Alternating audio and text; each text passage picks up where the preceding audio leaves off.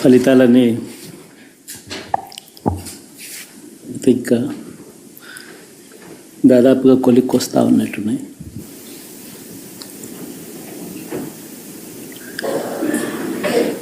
చూసిన ఫలితాలు జరిగిన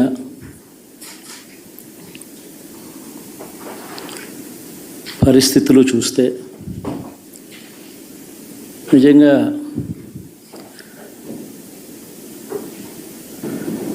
ఆశ్చర్యంగా కూడా ఉన్నాయి.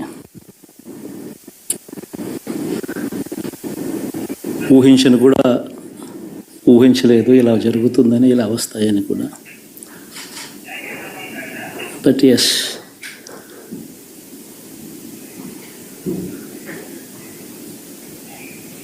అమ్మఒడి అందుకున్న 53 లక్షల మంది తల్లులకు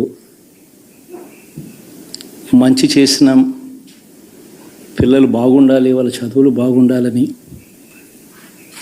తాపత్రయపడుతూ అడుగులు వేసాం. మరి అక్క చెల్లెమ్మల ఓట్లు ఏమయ్యాయో తెలీదు. 66 లక్షల మంది అవ్వాతాతలకు, వితంతులకు, వికలాంగులకు గతంలో ఎప్పుడు జరగని విధంగా మంచి చేసాం. వారి కష్టాల్లో తోడుగా ఉంటూ, వారి కష్టాన్ని అర్థం చేసుకుంటూ, వారి ఇంటికే పంపించే వ్యవస్థను సైతం తీసుకొస్తూ, గతంలో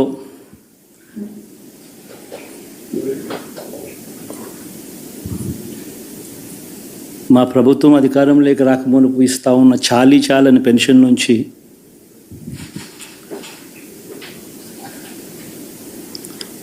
ఎంతో మంచి చేస్తూ అడుగులు వేసినా కూడా ఆ అవ్వాతాతలు చూపిన ఆప్యాయత ఏమైందో కూడా తెలియడం లేదు. దాదాపుగా 1,05,00,000 మందికి పొదుపు సంఘాల అక్క చెల్లెమ్మలకు మంచి జరిగిస్తూ, వారి కష్టాలనే మా కష్టాలుగా భావిస్తూ, ఇచ్చిన ఏ మాట తప్పకుండా అన్ని రకాలుగా వాళ్ళకు అండగా ఉంటూ, ఆసరాతో తోడుగా ఉన్నాం, సున్నా వడ్డీతో సైతం అండగా ఉన్నాం, చేయూత సైతం తోడుగా ఉంటూ నిలిచాం. మరి ఆ 1,05,00,000 మంది అక్క చెల్లెమ్మల ప్రేమాభిమానాలు ఏమయ్యాయో తెలియవు. 26 లక్షల మంది చేయూతను అందుకుంటున్న అక్క చెల్లెమ్మలు, వారి ఆప్యాయత ఏమైందో తెలీదు.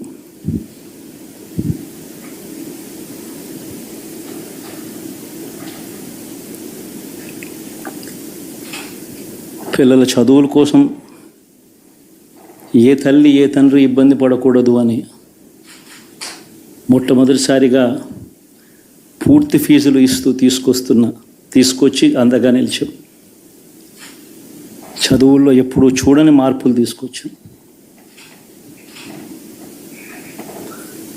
దాదాపుగా 12 లక్షల మందికి సంవత్సరానికి మంచి జరిగిస్తూ, ఆ పిల్లలు, ఆ తల్లుల అభిమానం ఏమైందో కూడా తెలియదు.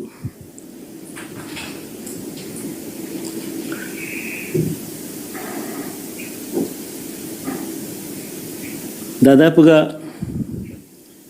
54 లక్షల మంది రైతన్నలకు గతంలో ఎప్పుడూ చూడని విధంగా, జరగని విధంగా పెట్టుబడికి సహాయంగా అందించే కార్యక్రమం మొట్టమొదటిగా జరిగింది మన ప్రభుత్వం వచ్చాకే.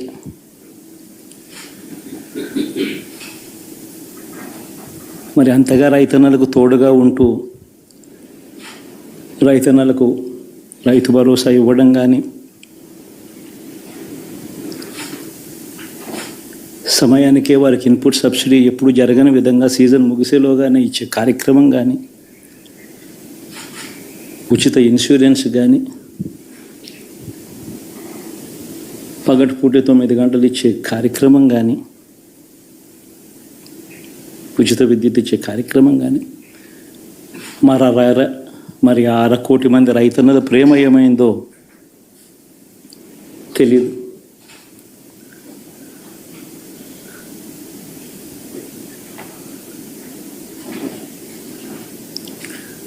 మరి ఇన్ని కోట్ల మందికి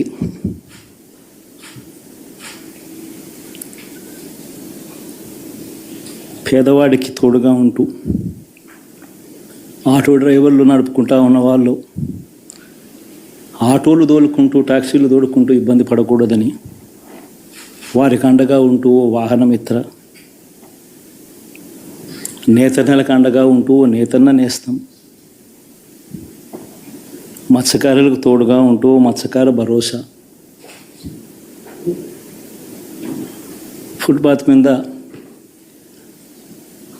చిన్న చిన్న ఇడ్లీ షాపులు పెట్టుకొని నడుపుకుంటూ, చిన్న చిన్న బంకులు పెట్టుకొని నడుపుకుంటూ,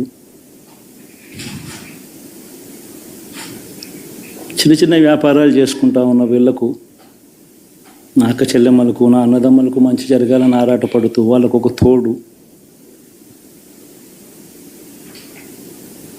నా రజకులకు, నా నాయి బ్రాహ్మణులకు, నా టైలర్లకు అని అండగా ఉంటూ వారికి ఒక చేదోడు.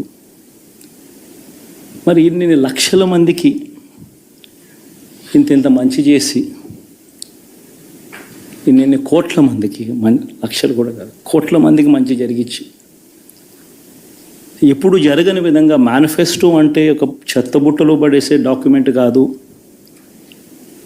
ఒక మేనిఫెస్టో అంటే ఒక బైబిల్ అని, ఒక ఖురాన్ అని, ఒక భగవద్గీత అని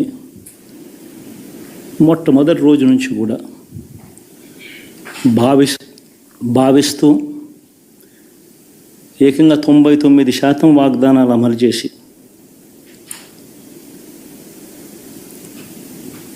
అంతే చిత్తశుద్ధితో ఆ మేనిఫెస్టోను కూడా అక్క చెల్లెమ్మల ఇంట్లోకి తీసుకొని వెళ్ళి చూపించి మీరే టిక్కు పెట్టండి అనే నిబద్ధత గల ప్రభుత్వంగా పనిచేసాం. ఇప్పుడు జరగని విధంగా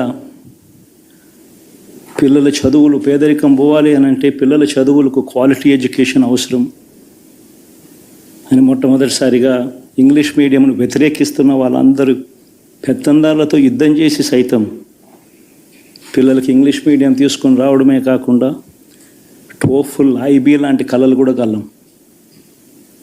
ఆ పేద పిల్లలకు అండగా నిలబడాలని, తోడుగా ఉండాలని, వారి చరిత్రలు మార్చాలని, ఎప్పుడు చూడని విధంగా గ్రామ స్థాయిలోనే సచివాలయ వ్యవస్థ, వాలంటీర్ల వ్యవస్థ తీసుకొచ్చి ప్రతి ఇంటికి సేవను అందించే కార్యక్రమం చేశాం. వివక్ష లేకుండా, కరప్షన్ లేకుండా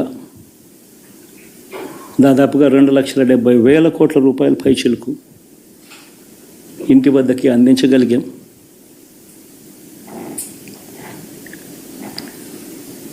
ఇప్పుడు చూడని మార్పులు తీసుకురావడమే కాకుండా ఒక చదువుల రంగం అయితేనేమి, ఒక విద్యారంగం, ఒక వ్యవసాయ రంగం అయితేనేమి, ఒక వైద్య రంగం అయితేనేమి, ఏ పేదవాడు ఎప్పుడూ ఇబ్బంది పడకూడదు అని ఎప్పుడు ఊహించని విధంగా మార్పులు తీసుకొస్తూ పేదవాడికి అండగా నిలబడగలిగాం.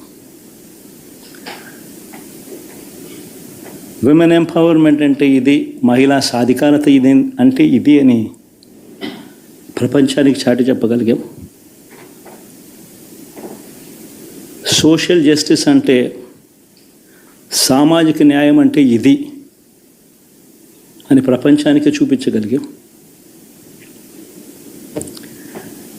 మరి ఇన్ని గొప్ప మార్పులు చేసిన తర్వాత, ఇన్ని కోట్ల మందికి మంచి జరిగిన తర్వాత మరి అభిమానం ఏమైందో, నా ఆప్యాయత ఏమైందో తెలీదు.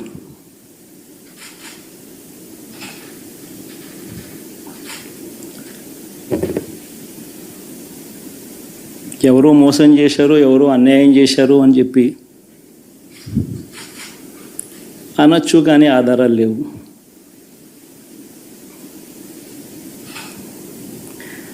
ఏం జరిగిందో దేవుడికి తెలుసు. పెద్ద నేనైతే చేయగలిగింది ఏమీ లేదు. ప్రజల తీర్పు తీసుకుంటాం, కానీ మంచి చేయడానికి మాత్రం ప్రజలకు తోడుగా ఖచ్చితంగా ఉంటాం. వాయిస్ ఆఫ్ ది వాయిస్లెస్ కింద ఈ పార్టీ తాను చేయాల్సిన పని తప్పకుండా చేస్తుంది. పేదవాడికి అండగా ఉండే కార్యక్రమంలో ఎప్పుడూ కూడా పేదవాడికి తోడుగా ఉంటూ గలం విప్పుతుంది, పేదవాడికి అండగా నిలుస్తుంది. పెద్ద పెద్ద వాళ్ళ కూటమి ఇది, ఢిల్లీలో సైతం శాసించే పరిస్థితుల్లో ఉన్న కూటమి ఇది. ఆ కూటమిలో ఉన్న బీజేపీకి, ఆ కూటమిలో ఉన్న చంద్రబాబు గారికి, ఆ కూటమిలో ఉన్న పవన్ కళ్యాణ్ గారికి, అందరికీ కూడా వాళ్ళ గొప్ప విజయానికి అభినందనలు.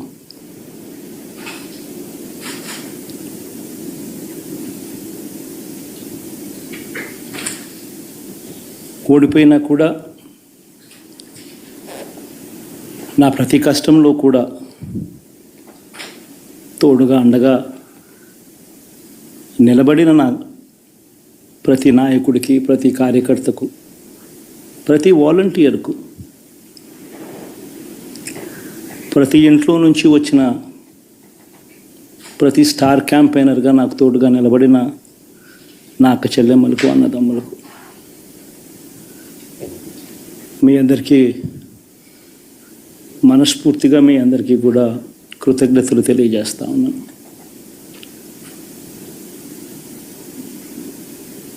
ఏం జరిగిందో తెలియదు, కానీ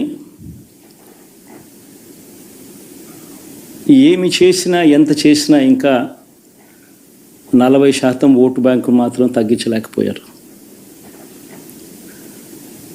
ఖచ్చితంగా మళ్ళీ ఇక్కడి నుంచి లేస్తాం.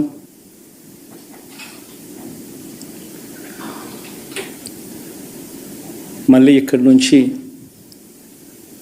గుండె ధైర్యంతో నిలబడి మళ్ళీ లేస్తాం.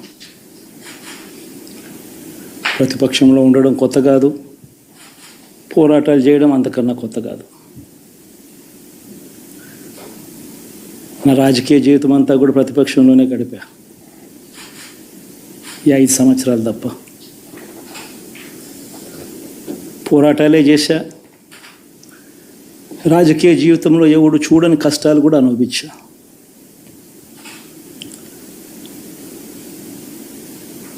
ఇప్పుడు అంతకన్నా కష్టాలు ఏదైనా పెట్టినా కూడా సిద్ధంగా ఉన్నాం, సిద్ధంగా ఎదుర్కొంటాం. ఆల్ ది వెరీ బెస్ట్ గవర్నమెంట్లోకి వచ్చిన వాళ్ళకు. Thank you.